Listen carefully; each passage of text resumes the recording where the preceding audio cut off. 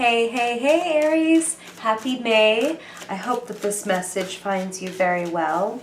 I've missed you, long time no see, but I hope that it is better late than never. But that said, late as we are, let's jump right in, Aries, and see what's going on for you in the month of May.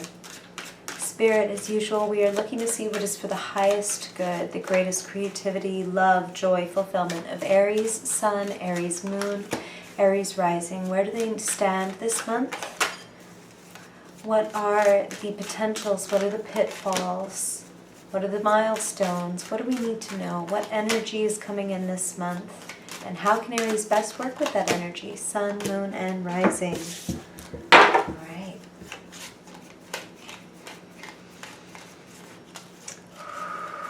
All right, Aries. Woo! A lot of energy swirling around. All right. Fascinating. Okay, sorry. So I'm going to interrupt myself to say the reason I'm saying this is fascinating is, I do spend some time before I ever turn on the camera just kind of tuning into your energy, shuffling quite a while, even longer than I do on these videos. You'd be surprised. And really getting with your spirit, with your spirit posse, with your board of directors. And I always take note of any jumpers that fly out of the deck, and the Queen of Cups, who is at the center of your spread, leapt out a couple of different times. So she is definitely your significator. She is you. Now, you can identify any way that you want to. Being a queen means that you are in the position of a creator. And being the Queen of Cups this month, you are meant to be firmly in your intuition. Some of you are healers, psychics, tarot readers yourselves. You have your own intuitive gifts. And I feel like a lot of you are seeking some clarity this month.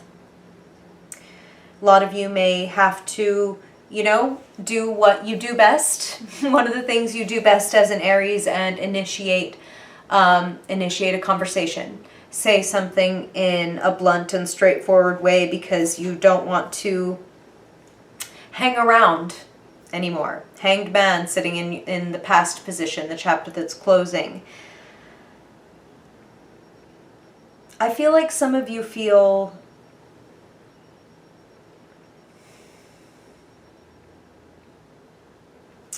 a little let down. That's the phrase that I'm hearing. A little let down, a little alienated. That Five of Swords with just like, feeling ousted. And for a lot of you, that's the clarity. That's the conversation that you need to have. Is like, what is going on here? What is the deal? I'm just going to tell you that this is what Spirit just said loud and clear. And before I say it, let me preface this, Aries, and remind you that, of course, this is a general reading, as you know. So some of this is going to resonate, some messages more than others. And if it doesn't resonate with you, then just go ahead and let it go. Don't worry about it, knowing that it's for another Aries. But for some of you, that conversation isn't even worth it. For some of you, what do I mean by that? I don't mean that the person or the relationship or whatever isn't worth it. I mean that this person, this situation, this coworker, whatever this is for each of you individual Aries, you're going to know if it's worth having the conversation if this person hasn't displayed this as a continuing pattern. If this is like an aberration and you feel like, okay, this is just a weird blip in this person's personality or in their life, there's room here for negotiation and discussion, and maybe this is just a miscommunication of some kind. Cool, great, have that conversation. But some of you know that it's like, nope, this is a pattern. This is happening over and over again. This person makes me feel alone. This person makes me feel on the outs. This person makes me feel let down. I'm just going to come back to that, let down. And Aries, you're a very heartfelt sign. You don't know how to be anything but forthright for the most part, barring some strong, Scorpio placements. You want your innocence is like a beautiful aspect of you. Your desire to just be honest, be forthright, be like this, but this is what it is. This is who I am. That serves you. So lean into exactly who you are. Isn't that nice? It's like all you have to do is be you. Now, the other thing is, it's interesting because I'm saying just be you. But I do want to emphasize, you're coming through as the Queen of Cups. It's not like the Queen of Wands, right? The Queen of Fire. You're a fire sign. It's actually the opposite. Water. Feel your feelings. Trust your intuition. When I say feel your feelings, Aries, I mean that hanged man in your past of having your perspective shifted and having to look at things a different way and feeling like I can't move forward until I have kind of figured this out.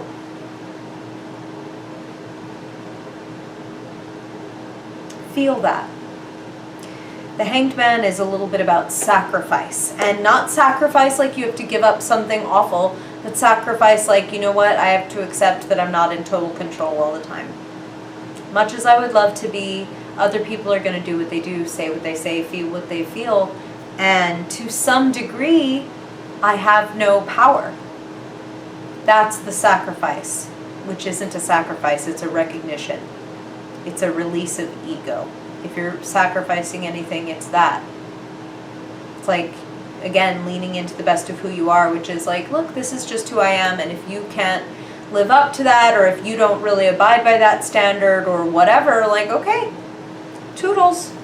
I haven't said toodles in a very long time. This is going to be a fun video. Okay. Have that breakthrough conversation, Aries. Some of you are going to know exactly what this is, where it's like, where's the line?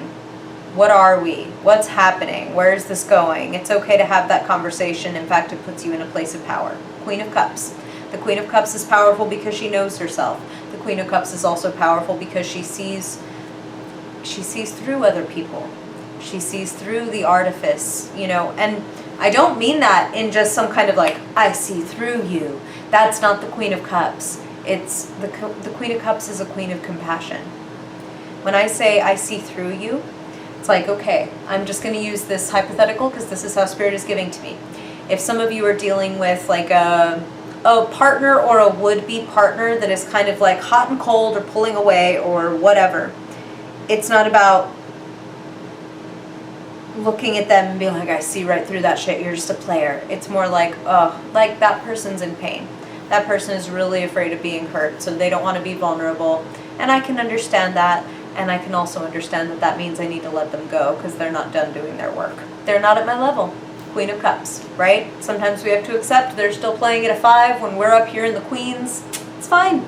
Dust your hands off, let it go, and you can do it without guilt. 8 of Cups.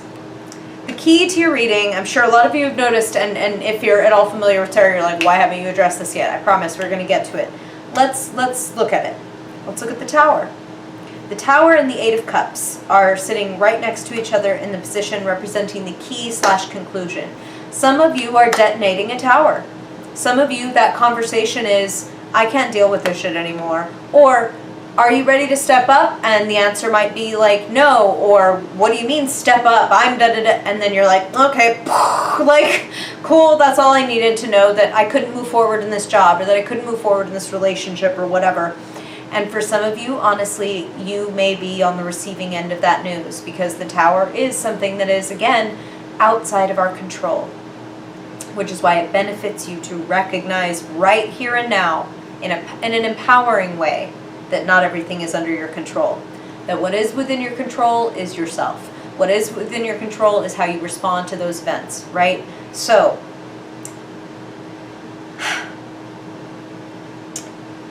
you have a leap of faith to take. In some way, this month, you are turning your back on something that was no longer serving you. And I want to be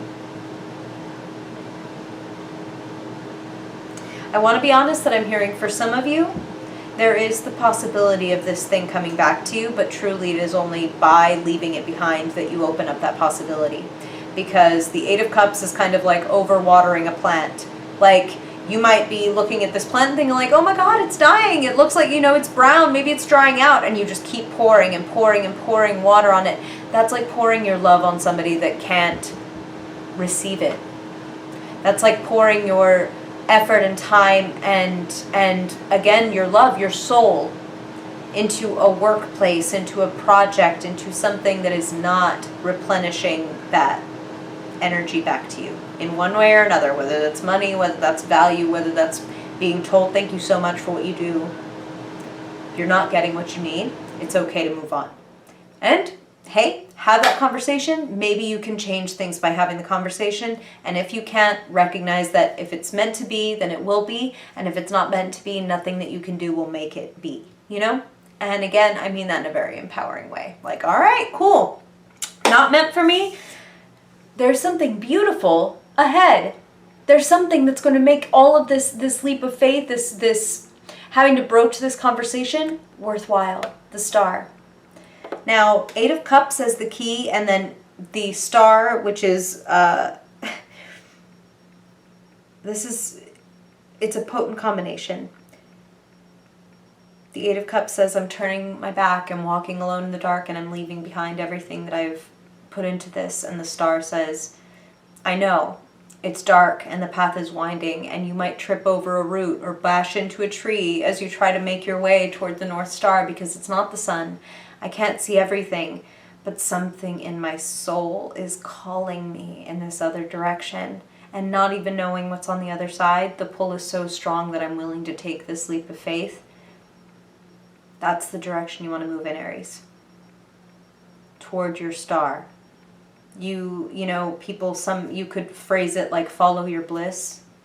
And it's important to note that follow your bliss, and don't get me wrong, what I'm about to say is extremely blissful.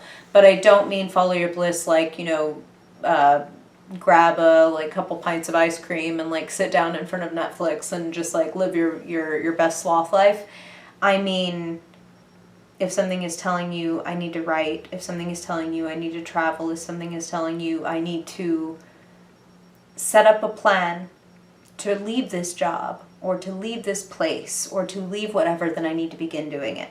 Okay? I'm not telling you to leave the island and then burn the boats.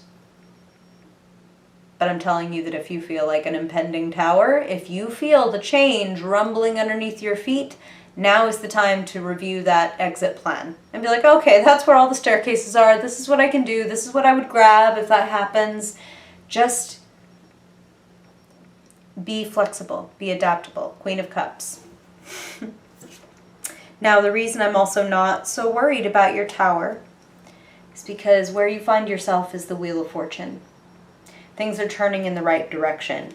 The Wheel of Fortune is a wonderful card for having completed a lesson and now you get to move on. From the garbage you may have gone through, I would like you to take the compost.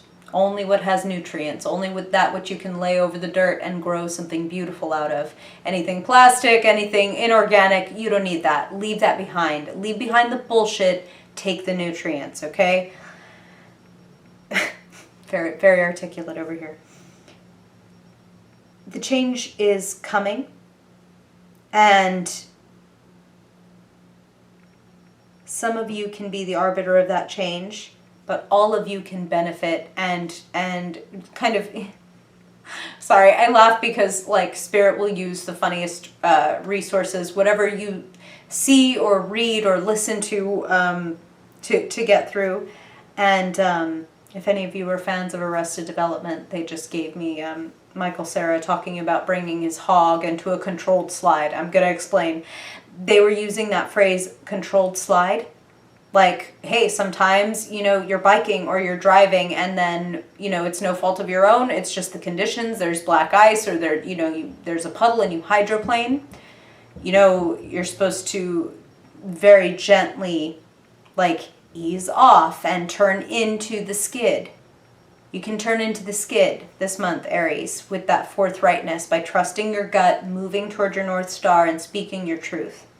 You have an ally, Queen of Pentacles, someone who is strong, pragmatic, who is generous, and Spirit is saying for some of you will literally take care of you. So for some of you, if it's and this is heavy, but this is what they're giving me for some of you, or at least one of you, whichever one of you. It's like, this spirit will always be like, this is the most important message. So like, yay, it's nice if it's like, oh, you meet a cute person at work or whatever, but if it's really important, they're going to come through with it, even if it's for one person. And what they're coming through with is, for some of you, you're in a bad or even dangerous like relationship or job situation. This Queen of Pentacles person is somebody who will open their home up to you. Like, oh, you need to get out? You can be with me. I will put a roof over your head. I'll make sure you're taken care of. It's a very earth mother, might be literally a mother to you, or feel like a matriarchal mother figure in your life. This is a strong growth period. You have 3 cards on the table that add up to the number 8. The 8 of Cups, the 8 of Pentacles, and the star reduces to the number 8 numerologically, and there are 8 stars on the card. This is growth, and it is transformation, and some of it's a little uncomfortable, but this is a crossroads that many of you have been waiting to step out. To step onto the new path, for this wheel of fortune to turn.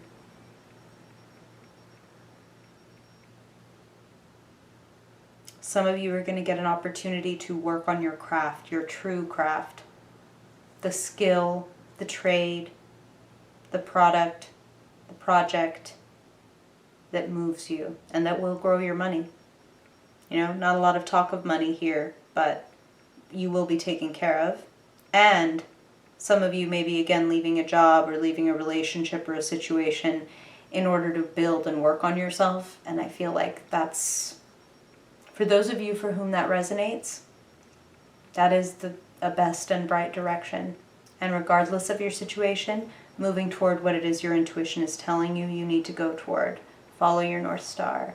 Trust it, Aries. You innocent thing. I love you, Aries. I hope that this is helpful for you. I appreciate you. I hope that this helps you make good moves in your life. And if I don't see you in next week's video, I hope I see you next month. Bye, Aries.